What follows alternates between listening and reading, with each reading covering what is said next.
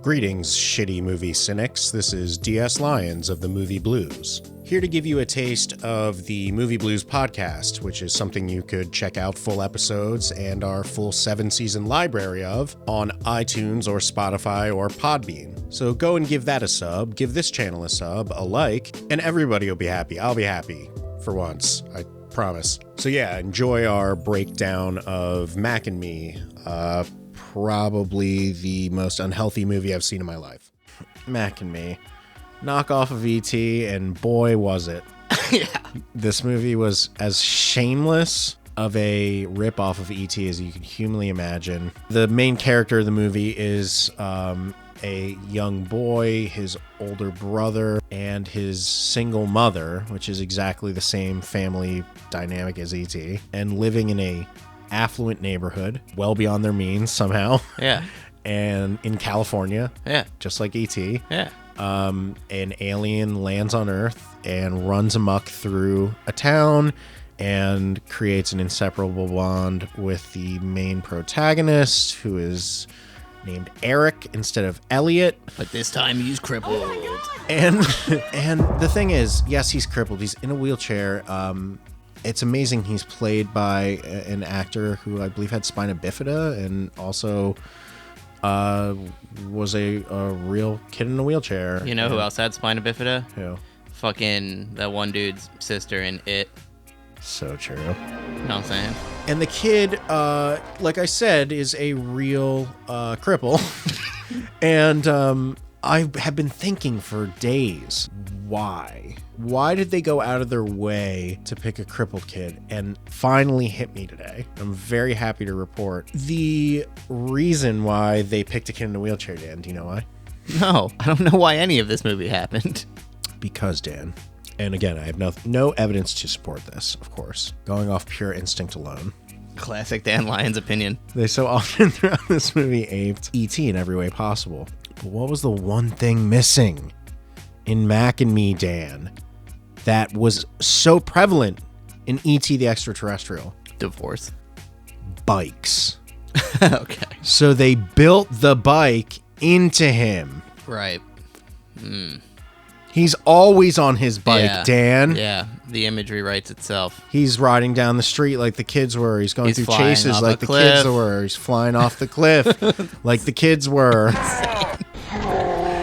At one point, he hitches a ride with like a Mexican contractor's car, and they play the flashy E.T. music as he's cradling Mac, and Mac is covered in laundry for some reason so that he looks like E.T. who's in a Halloween costume. And instead of flying through the air, they just hitch a ride on the back of a contractor's truck.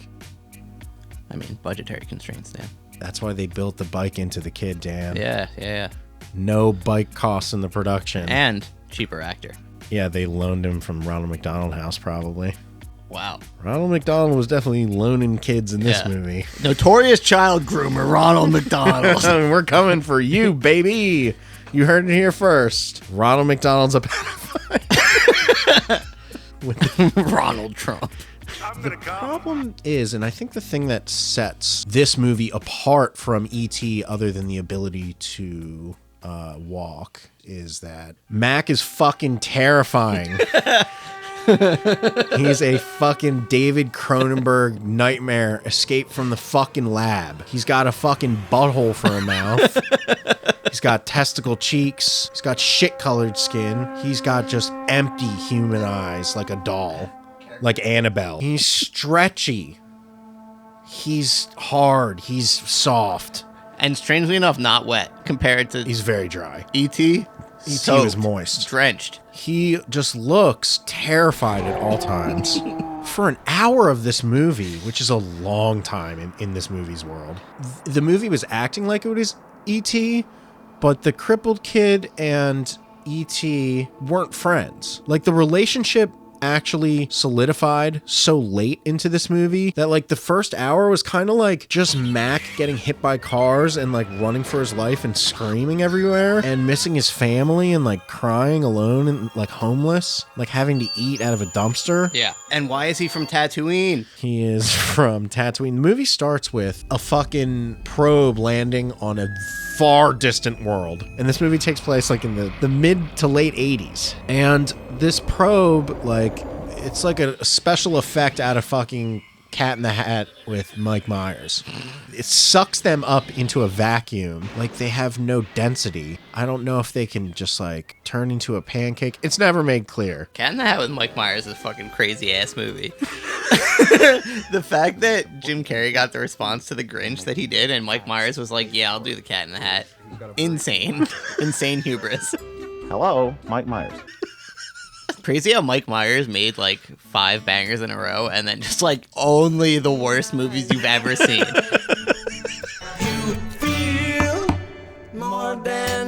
Eddie Murphy knew when to hang up the clumps. I don't know about that. I would take a couple more of them, Johns. Well, I thought it'd be soothing. I'll tell you what'd be soothing if you turn that shit off so I can get some sleep. I'm tired as hell. I would take a couple more Norbits, you know what I'm saying? And who was eating the turkey ass? Run! So anyway, these creatures look like the devil's anus, pretty much, and are... Yeah, this is how they one-upped E.T. Multiple Mac and Co. Yeah, Mac has like a family that also crashes with him. Full frontal Mac. And they're separated the whole time. And Mac wants to reunite with them and is like whistling out of his anus mouth the whole movie, trying to get him back with his parents. They gave such a shocking amount of screen time to such a horrible looking puppet. They were like launching the fucking thing through the air. They're just shooting it around like a fucking slingshot half the time. If you want to know what like Mac's consistency is in this movie, remember when you were a little kid and you pulled your wiener out and you kind of strummed on it, like stretched out, you know what I mean? Like it was a little guitar. Like when you stretch him all the way out like that, that is like... It's like what Stretch Mac, Armstrong after you left him in the sun. Yeah, like Mac was just like a wrinkly dick the whole movie. Very early on, like a car hits Mac and he's splattered across the windshield. And it's like if David Cronenberg made The Mask. It's supposed to be, I don't know, cartoonish, but like when he's on the windshield, it's like a cross section of Mac's body and his eyes are flicking back and forth. Like he's still like formed, but like he's been crushed to like basically a sheet of lasagna. It's fucking horrible. I don't know why I have in my notes handicap accessible mansion. I don't know. Oh, maybe that's the house that they moved into. My dear, that there is not one step in the entire place.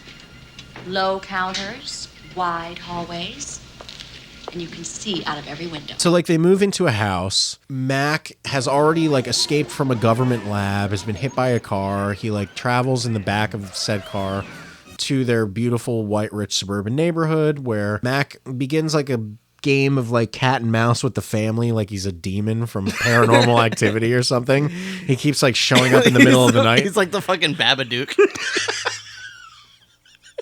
There's one point early on where like the older brother is like goofing around in his room, like listening to fucking pop music and like putting sunglasses on. And he looks over at the door hinge and Mac is like looking at him, like staring at him with his fucking butthole mouth and his huge eyes. And this kid, like, first he does like a little bit of a double take. He like pulls his glasses up. He's like, what the fuck was that? Then he puts them back on, sees him again. This is something that you wouldn't see in your worst nightmares. Like your mind wouldn't create something as unsettling as this. And he just like pulls the sunglasses off and looks at them and is just like, whatever. Yeah. And just like goes back to his day as Classic. So begins a journey where Mac needs to be reunited with his family, who is suffering out in the desert. I don't know, drinking like garbage sodas. I don't know how they're surviving when Mac needed to drink like 40 sodas an hour. They're in a soda desert. Yeah, they're in like a non-soda coma when they were found. And I turned to my wife while we were watching it and I was like... Diabetes parable. I was like, I swear to God, if he brings them back to life with Coca-Cola, and they're like, go get the cooler from the car. What do you mean? Like, What else is going to happen? Unbelievable. It was incredible to create a character in a movie, product placed, produced by that movie, and have that character be reliant on that product to live. Feels like a natural progression from E.T. Kind of. It's like they looked at E.T. They're like, what is E.T.? They're like, E.T., he's small, he's brown, he's disgusting. He likes fast food, and he's best friend with kid on bike. Oh, what's that? We can't afford bike? Break his legs. No, just kidding. Toss him off a cliff. What purpose did that serve in this movie, Dan? I guess we should talk about McDonald's itself, the elephant in the room, whose appearance is kind of built up to the way that White Castle is in Harold and Kumar Go to White Castle, where a lot of the movie is a fetch quest to eventually conclude inside of a McDonald's. The McDonald's scene was mwah! Yeah. It was basically like they finally get to the McDonald's at the end of the movie. It's like the intro to Degrassi. It would be as if like every kid at McDonald's that day, it was their birthday party. Yeah, and they were all skilled gymnasts. Everybody was bag flipping. There's hot ass beats blasting. Yeah, oh yeah. Big beats blasting. There's a motherfucker in the background flipping in the bushes. He was like, I'm gonna get out, I'm gonna go around the building and do a backflip through the bushes. And did that. For vibe. He was like, I'm going to improve the vibe everyone's having at this McDonald's right now. I'm going to be the guy in the background where I can't even hear the praise, flipping through the fucking grass, just like having the time of my fucking life. I felt great energy in the McDonald's scene. Ronald McDonald, not a gifted actor. Ronald McDonald was like very predatory and weird in this movie. Ronald McDonald shows up and they don't even have him properly mic'd, and he just like leans over Eric's shoulder and he's like, hey, how you doing there, kid? Oh, that's a cute teddy bear you got. All right, see you later. And just like slinks away. And that's it. You may not believe this if you're a Zoomler or whatever kids are these days. When we were kids, we used to go to McDonald's for birthday parties, and that was a thing that a classy family could do. Yeah. You and all your friends and their parents will get an invite that said, we're all going to McDonald's. Yeah, and it would be, and the parents would be like, whoa, oh my God. Yeah, fuck yeah, we're going. Like, grab the kids. Let's get a bunch of kids, all of which have had strep throat at some point this year, throw them in a ball pit. No one was thinking that. Dude. No one thought about strep. A ball pit is like the most germ-ridden place in America. And everybody would show up. There's people popping and locking and fucking doing one-handed cartwheels like Cisco. All over the place, just like, hey kid, believe in yourself. And I would be like, yeah, and then I would play on the place, dude. It was so cool. Yeah. It's truly a window into not only like what McDonald's was sort of like back then, but also like from a period of time when McDonald's was able to look at itself and say, this is the kind of institution that we are. Right. Whereas that not now, Dan. Have that. Now they're like, there's no mirrors in the bathroom, so you don't shoot up in there.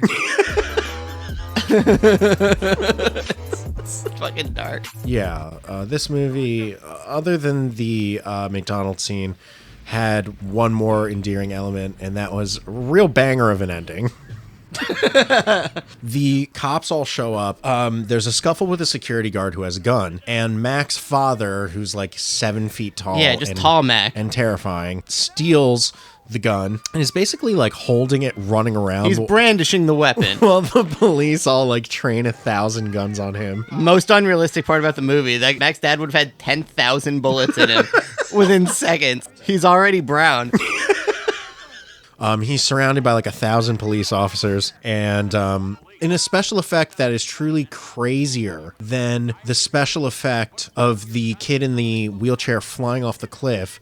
Is this from a compositing point of view, from a special effect point of view, it's like one of the most abhorrent special effects I've ever seen in my life. The cops start shooting, and I believe a car ignites and explodes. Yeah. And for some reason, whatever building that all the aliens and said grocery store, the kid in the wheelchair is standing. Oh, is sitting. Okay. The kid in the wheelchair is seated. He's located. The kid in the wheelchair is in front of the grocery store. It explodes, and the camera panned all the way back, and they had like a claymation version of the kid in the wheelchair kind of slump over and like double over in death as this explosion like enveloped the wheelchair and his entire body. It was similar to like in Terminator 2 when Sarah Connor has the dream where everyone's dying and in the nuke explosion, and she like recoils in pain and like gets annihilated by fire. But it was like just a little composited claymation wheelchair boy in front of like a nuclear detonation. And then they bring him back to life. This kid has 1,000 lives. And then that cascades into the scene at the courthouse at the end. The fucking core difference between Mac and Me and E.T. is that whereas E.T. leaves Elliot at the end and goes back to his home planet, in Mac and Me, Mac and his family are reunited and then introduced to the American public in like a very exposed way. And they cut to a courthouse in this movie, and they're like making Mac and his family American citizens. Yeah. And they're all like... There's all sorts of like immigrants giving them the thumbs up. It's so wrong, dude. They're in suits and shit. Like, this movie is being like shipped and produced by like the most insidious food corporation in the world. Enslaving people of color, both like in probably terrible wages and a terrible job, and also... And a terrible diet. Yeah. And then to like portray this like refugee parable at the end. McDonald's is saving lives. Ay. Bit of an ego fail from this movie in that regard. Oh, you mean the fucking multi-billion-dollar conglomerate that sells 99-cent burgers had an ego fail? They had a misguided artistic vision? Dude, they don't get everything right. Not everything's the steak, egg, and cheese, you know what I'm saying? I know. You know, it was at one point in this movie, very early on, where I was like, oh my god, Mac and Me, like McDonald's. Are you kidding me? Yeah, it was like very early on, so. It's insane. And America. that's pretty much Fuck yeah. the breakdown of Mac and Me. It was a toxic watch. Yeah. I suggest that if you were to watch it, just get a big drink of alcohol. Don't watch this movie. This movie's the fucking worst. I fucking hate it every second of this. Literally, like, I have notes in the middle of my notes. It just says, please make it stop. Yes. This was fucking abhorrent. I'm never eating McDonald's again.